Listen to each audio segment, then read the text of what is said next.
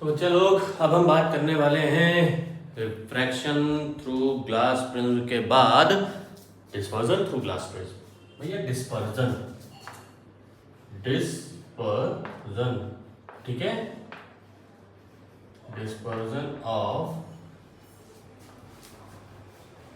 White light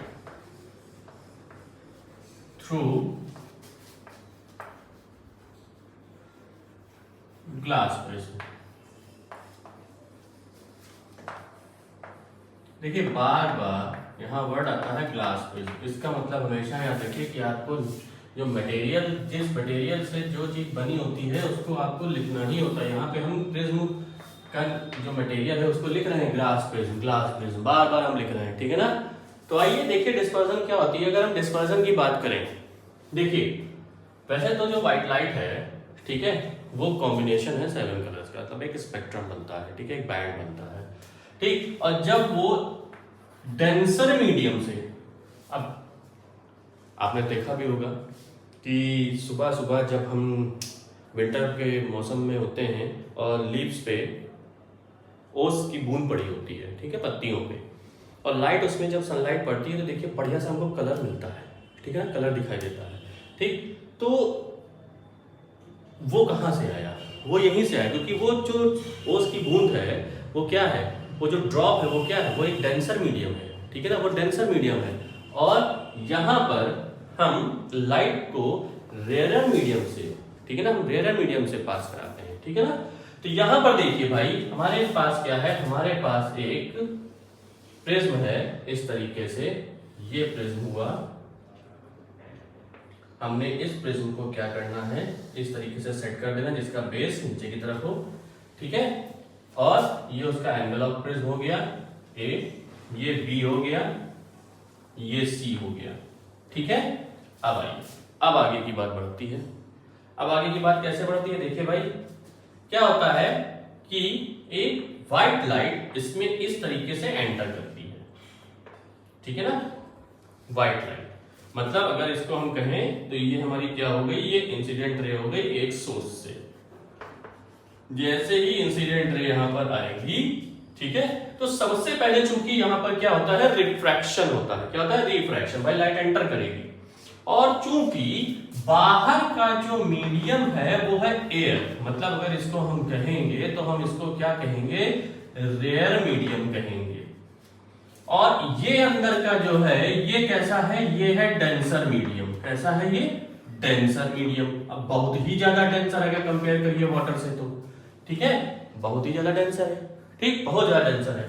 तो जैसे यहां लाइट आती है तो लाइट का सबसे पहले तो होता है रिफ्रैक्शन। देखिए सबसे पहले लाइट का क्या होता है, रिफ्रैक्शन, वो बेंड हो जाती है, ठीक। दूसरी बात, अब चूंकि ये भाई साहब जो है ये है प्रिज्म, कौन है ये, प्रिज्म। तो इन प्रिज्म का होता क्या है, इन प्रिज्म का जो रिफ्रैक्टिव इंडेक्स है, क्या चीज, रिफ्रैक्टिव इंडेक्स है, वो बहुत हाई होता है, वो अच्छा खासा होता है। हाई मतलब आप समझ लीजिए अगर हम वाटर से कंपेयर करें तो यहाँ पे अच्छा खासा ही तो होता है, ठीक है, तो हाई होता है, ठीक। और चूंकि ये परफेक्ट शेप है, यहाँ पर देखिए बिल्कुल पिरामिडल साइज का, ठीक है ना। तो यहां पर अगर देखिए तो ऊपर की तरफ तिकोना है, नीचे की तरफ क्या है, बेस में है। इधर अगर एक हम फिल्म ऐसे लगा दें, एक फिल्म हम इस तरह से लगा दें, ठीक है ना, एक पैटर्न लगा दिया हमने, तो ये लाइट जो स्प्लिट हुई इस तरीके से, अभी देखिए ये लाइट जो सबसे पहले रिफ्रैक्ट हुई, सॉरी जो रिफ्रैक्ट हुई वो इस तरीके से बेंड हो गई। अब यहीं से क्या होगा, रेयर टू डेंसर में रिफ्रैक्शन होगा, साथ ही साथ ये रिफ्रैक्शन से देखिए यहां से क्या होगा, ये रिफ्रैक्शन से यहीं पर रिफ्रैक्शन और डिस्पर्जन का फिनोमिना एक साथ, ठीक है, डिस्पर्जन और रिफ्रैक्शन का फिनोमिना एक साथ, ठीक। क्या हो गया, 1 2 3 4। अब देखिए यहां पे क्या हो रहा है, रिफ्रैक्शन के साथ ही साथ डिस्पर्स हो रहा है ना, ठीक है। लाइट जो है, एक जो व्हाइट लाइट इंसिडेंट रे इस फॉर्म में आ रही थी, एक सिंगल फॉर्म में, वो देखिए इसमें क्या हो रही है, स्प्लिट हो रही है ना। किसमें स्प्लिट हो रही है, इसी में। जब हम लाइट के सामने प्रिज्म को ऐसे रखते हैं तो हमको क्या होता है, प्रिज्म में ही एक कलर दिख जाता है, बैंड जिसको हम कहते हैं, स्पेक्ट्रम जिसको हम कहते हैं, ठीक है। तो 1 2 3 4 5 6 कितने कलर्स होते हैं, 7। याद रखिएगा कितने कलर होते हैं, 7, ठीक इस तरीके से। ठीक है, क्या हो गया, ये कलर्स स्प्लिट हो गए, मतलब जो ये लाइट थी इंसिडेंट रे वो जैसे ही इसमें एंटर की उसने यहीं से उनको रिफ्रैक्शन के बाद तोड़ना शुरू कर दिया। ठीक है, बहुत ज्यादा तोड़ा, क्यों, क्योंकि देखिए हुआ क्या कि ये इधर इतना बेंड हुई, फिर अब जो सबसे ज्यादा बेंड हुई, फिर उसके बाद फिर उसके बाद फिर उसके बाद। तो आइए हम पैटर्न देखते हैं किस तरीके से क्या पोजीशन होती है। ये लाइट अब इधर और बेंड हो गई, इधर पहुंच गई। अब बेंड कैसे हुई, अवे फ्रॉम द नॉर्मल, ठीक है ना, ये अवे फ्रॉम द नॉर्मल, ये अवे फ्रॉम द नॉर्मल, ये भी अवे फ्रॉम द नॉर्मल, ये सब के सब कैसी रे हैं, ये सब के सब इमर्जेंट रेज हैं, तो ये अवे फ्रॉम द नॉर्मल्स हो रही हैं।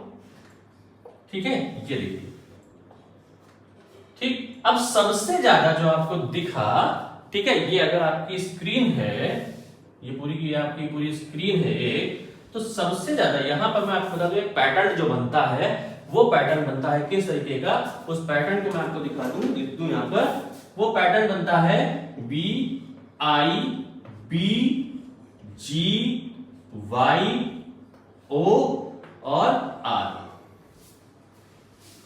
ये पैटर्न, इनका कलेक्शन, ये 7 कलर्स हैं, इनका कलेक्शन अगर मैं इनको कलेक्ट कर दूं जगह पर ऐसे, तो इनका कलेक्शन जो कहलाता है वो स्पेक्ट्रम कहलाता है। क्या कहलाता है, स्पेक्ट्रम कहलाता है। और जो इनकी ये जो लाइन आप देख रहे हैं, इनकी जो विड्थ होती है उसको हम क्या कहते हैं, बैंड विड्थ कहते हैं। ये पूरा एक बैंड है, इसको क्या कहते हैं, बैंड विड्थ कहते हैं। ठीक है, तो अब यहां पर डिस्पर्जन का अगर आप कहेंगे कि डेफिनेशन क्या है, तो आप सीधे सीधे लिख सकते हैं splitting of white light into its constituent color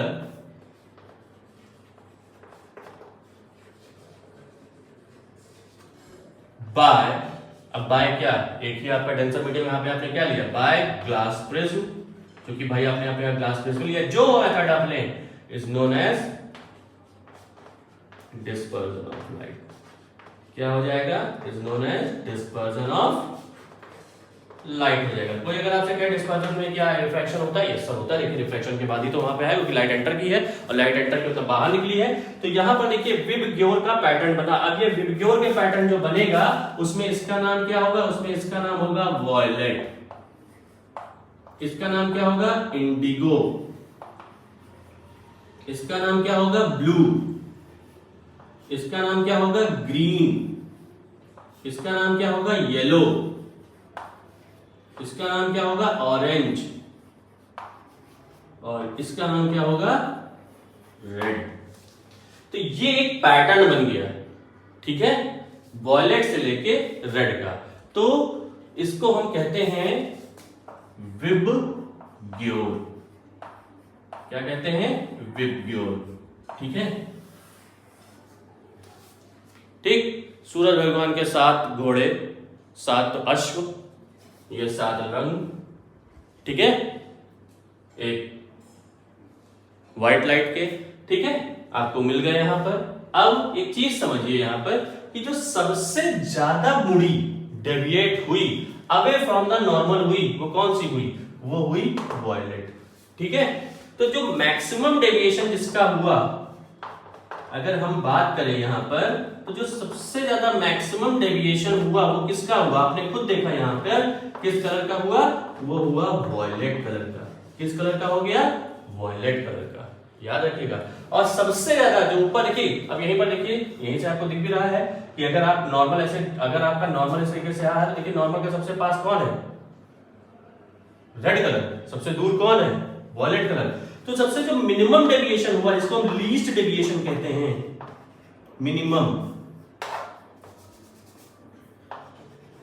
minimum deviation जो हुआ वो किसका हुआ, वो हुआ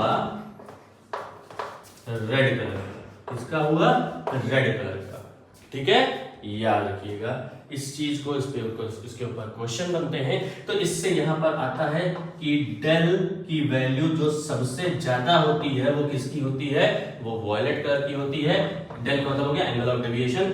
डेल की वैल्यू जो सबसे कम होती है वो किसकी होती है, वो रेड कलर की होती है। होती है। ठीक है, अब यहीं पर आपने एक चीज देखा होगा कि जो हमारे सिग्नल्स होते हैं, ठीक है, वो किस कलर के होते हैं, वो कलर के होते हैं रेड। ठीक है, जो बड़े बड़े एरोप्लेन जब होते हैं तो वहां पर देखिए सिग्नल्स बनाए जाते हैं, ठीक है ना। तो यहाँ पर और जो कार्स होती है उसमें जो हमारी बैक लाइट होती है, ठीक, वो भी कैसी होती है, वो भी आप देखिए रेड होती है। तो इसका मतलब यहाँ पे क्या हो गया कि अगर हम यहाँ पर वेवलेंथ की बात करें तो वेवलेंथ को हम दिखाते हैं लैम्डा से, वो जो होगी वो सबसे मैक्सिमम जो होगी वो किसकी होगी, वो होगी रेड कलर की। किसकी होगी, रेड कलर की। वेवलेंथ जो सबसे लीस्ट होगी, जो सबसे लीस्ट होगी मतलब मिनिमम होगी, वो किस कलर की होगी, वो होगी वॉयलेट कलर की। याद रख लीजिए, इस पे क्वेश्चन आता है।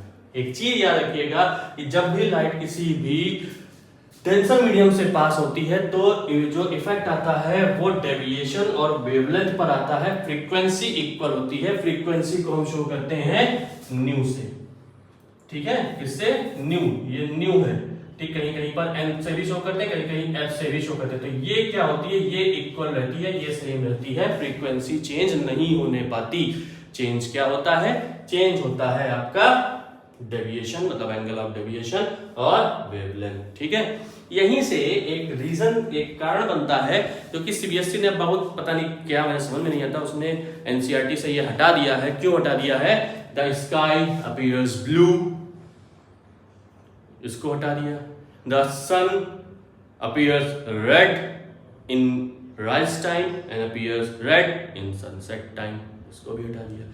पता नहीं क्यों हटा दिया। ये सब हमारे, इसको हम विजुअलाइज कर रहे हैं, जो कि प्रैक्टिकल एप्लीकेशंस हैं, उनको वो पता नहीं क्यों हटा दे रही है, मेरे समझ में ये नहीं आ रहा है। लेकिन हम इसको डिस्कस करेंगे, बिल्कुल डिस्कस करेंगे अपने नेक्स्ट वीडियो में। तो ये जो आपका टॉपिक था, ये किसके लिए था, ये था आपका डिस्पर्जन के लिए। किसके लिए, dispersion of light through glass prism. ठीक है, तो यहां पर ये पैटर्न बता। बच्चों एक चीज याद रखिएगा, सबसे ज्यादा बच्चे जो गलतियां करते हैं वो क्या करते हैं, वो विबग्योर का पैटर्न उल्टा बना देते हैं। बच्चों याद रखिएगा कि विबग्योर में वॉयलेट जो होता है वो सबसे ज्यादा डेविएट होने वाला कलर है, जबकि रेड जो है वो सबसे कम डेविएट होने वाला कलर है। तो बेटा विबग्योर का जो पैटर्न है वो नीचे से, मतलब जो फिल्म जो स्क्रीन पे हमें कलर मिलता है वो विबग्योर नीचे मिलता है, रेड ऊपर मिलता है। तो पैटर्न आपका ये चलेगा, ना कि ये चलेगा। ओके, ये याद रखिएगा। और अगर हम डिस्पर्जन आपसे कोई पूछता है तो डिस्पर्जन का मतलब है splitting of white light into its constituent colour is known as the dispersion of white light. ठीक है, वो आपने यहाँ पर समझ लिया है, आपने यहाँ पे देख लिया है। ठीक है, उम्मीद करता हूँ आपको समझ में आया होगा। और बच्चों लोग लग जाइए अभी से, क्योंकि अब की बार सीबीएसई ने एनईपी के थ्रू बहुत से चेंजेस किए हैं आपके बोर्ड में।